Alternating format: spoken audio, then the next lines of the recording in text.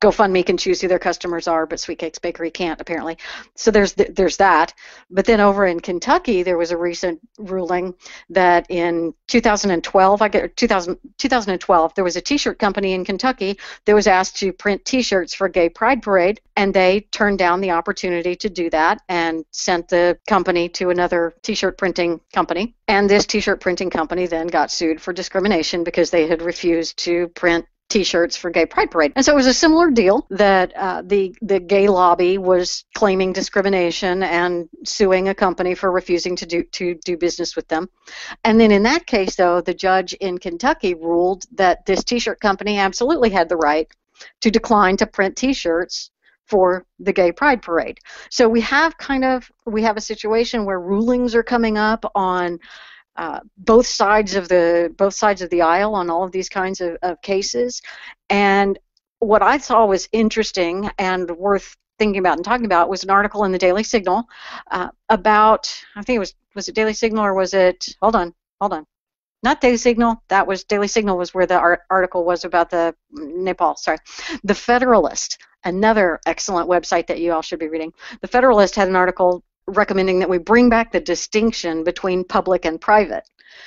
And because so many of the arguments about these bakeries and whether they can refuse service to somebody hinge on the understanding that they are a place of public accommodation, and that there's some thinking that if you're a place of public accommodation, you're not allowed to turn away service, or that by declining service to someone, you're being discriminatory. I mean, I like his basic point, and my only concern is, at one point he said he uses the example of a hotel along the side of the road, and he says that hotel, for instance, cannot say we will not serve black people because, and this is a quote, doing so would unduly restrain the right to travel.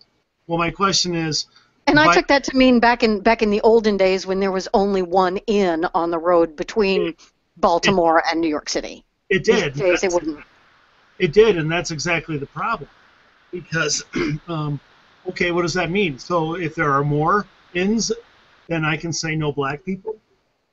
Or what if I have a place that doesn't provide a service that affects the right to travel? What if I sell ice cream cones? Could I say no, I won't sell them to black people?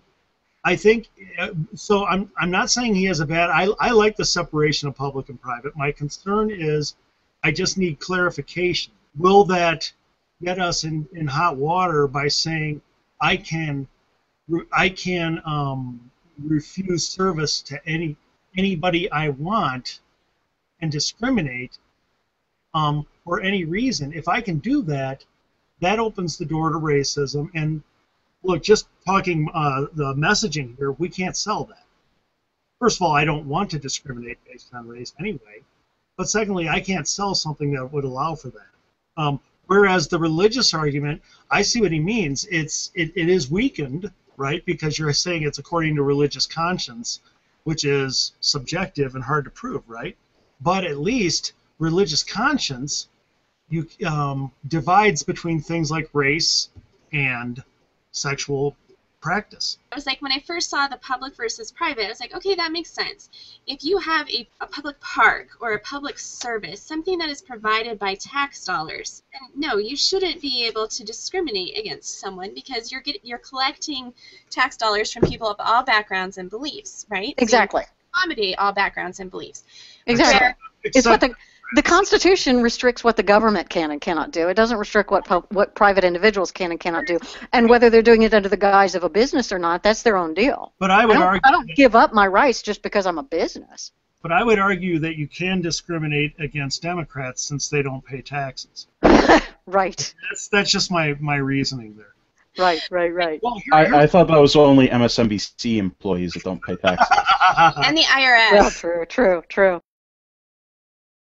In Ferguson, in Baltimore, there are helpers there. In Baltimore, the looters and the rioters were there last night, but when the sun rose this morning, the helpers were there, and they brought their brooms, and there were people who came out to take pictures and realized instead of taking pictures, I really need to be helping, and so she put away her camera and she got a broom. And that's what we need to focus on. Those are the people we need to lift up and make stars of those people.